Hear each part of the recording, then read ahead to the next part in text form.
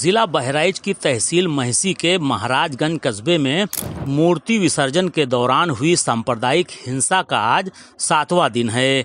इस घटना के बाद गिरफ्तारी, 2 इनकाउंटर के बाद सियासत का दौर शुरू हो गया है।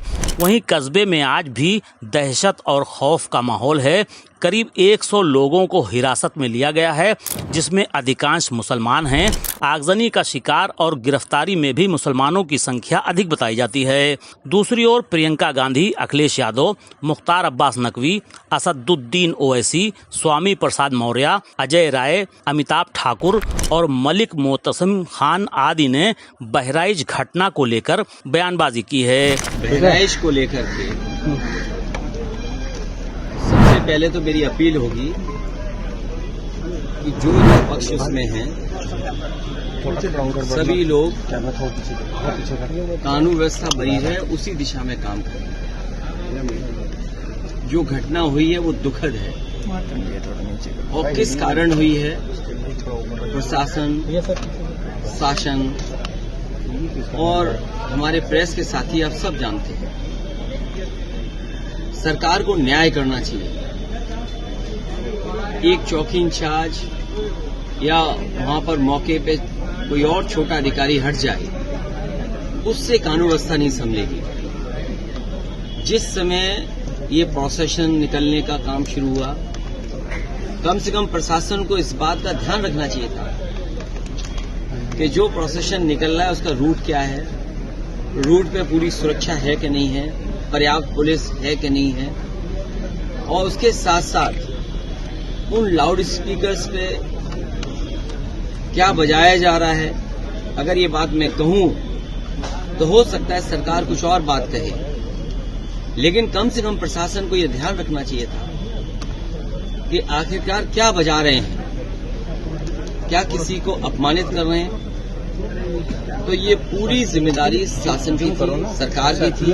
आज बहराइच में हुए एनकाउंटर तथा उसकी अब तक की पृष्ठभूमि एक बार पुनः यूपी में श्री आदित्यनाथ की सरकार पर लगातार लग रहे गंभीर आरोपों को प्रमाणित करता दिखता है और इनसे यह स्पष्ट हो जाता दिखता है कि श्री आदित्यनाथ की विधि के अनुसार कार्य संचालन में न्यूनतम आस्था है, जो निश्चित रूप से शासन और प्रशासन के लिए अत्यंत खतरनाक स्थिति है।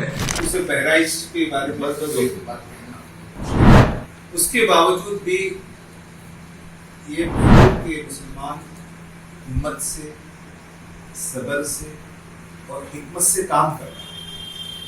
अगर मुसलमान ये सब्र, हिम्मत और हिकमत को छोड़ दे, उसके बाद भी मुसलमान सब्र से काम ले।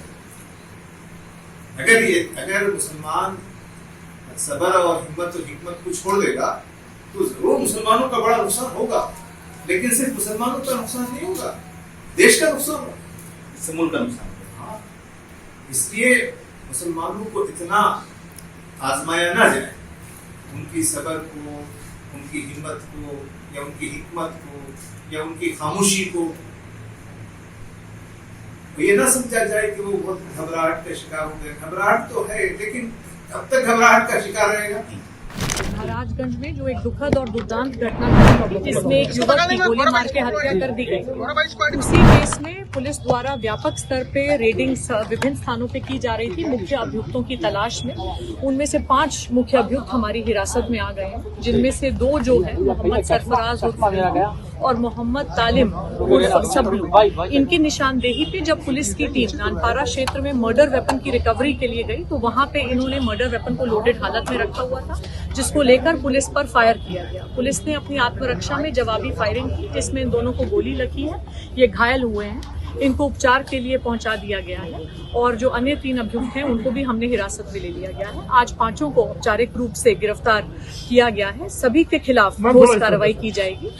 रासुका की कार्रवाई भी जल्द इनके विरुद्ध अमल में लाई जाएगी और अन्य जो अभियुक्त हैं उनकी तलाश भी जारी है। हमारी टीम्स ग्राउंड पे लगी हुई है। मालूम हो कि इस घटना के बाद प्रदेश सरकार का चेहरा बेनकाब हो गया है कि वो सांप्रदायिकता बढ़ाने वालों के साथ है।